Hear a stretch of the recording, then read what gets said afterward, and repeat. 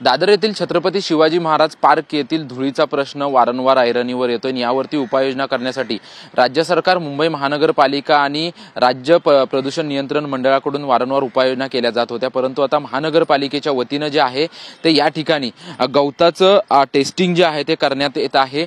200 मीटरच्या परिसरामध्ये या ठिकाणी गवताच्या 5 प्रकारच्या प्रजातींची लागवड जी आहे ती करण्यात आलेली आहे आणि ही टेस्टिंग झाल्यानंतर कोणत्या प्रकारचं गवत जे आहे ते छत्रपती शिवाजी महाराज पार्क या ठिकाणी व्यवस्थित होत आहे याची तपासणी केल्यानंतर संपूर्ण छत्रपती शिवाजी महाराज पार्क परिसरामध्ये जे आहे ते ह्या गवताची लागवड जी आहे ती लागवड करण्यात येणार आहे। आपण जर पाहायला गेलं तर गेल्या अनेक वर्षांपासून छत्रपती शिवाजी महाराज पार्कचा धुळीचा मुद्दा जो आहे तो वारंवार ऐरणीवर येतो। विशेषतः हिवाळ्यामध्ये आणि उन्हाळ्यामध्ये आजूबाजूच्या राहणाऱ्या नागरिकांना जो आहे तो मोठ्या प्रमाणात त्रास जो आहे तो ह्याचा होतो आणि अनेक नागरिक जे आहेत ते खरं तर मोठ्या प्रमाणात तक्रारी मुंबई महानगरपालिकेच्याकडे करत असतात आणि मुंबई महानगरपालिका आणि महाराष्ट्र प्रदूषण नियंत्रण मंडळाच्या विविध बैठका ज्या आहेत या संदर्भात होत असताना आपल्याला पाहायला मिळत होत्या। परंतु आता कोणत्या प्रकारचं गवत या छत्रपती शिवाजी महाराज पार्कमध्ये लावावं यासाठी महाराष्ट्र प्रदूषण नियंत्रण मंडळाच्या वतीनं आणि महानगरपालिकेच्या वतीनं या ठिकाणी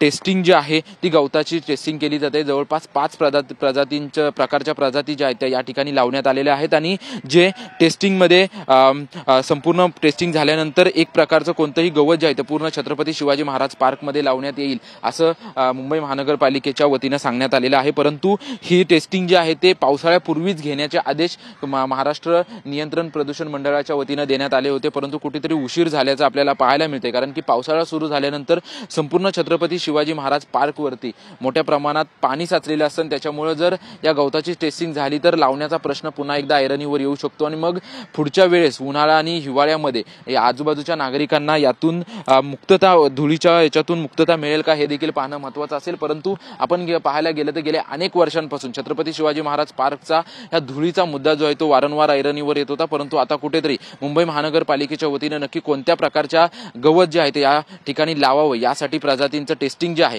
ते करण्याचं काम हाती घेण्यात आलेलं आहे। कॅमेरामॅन खंडू कसबेसह निवृत्ती बाबर, TV9 मराठी, मुंबई।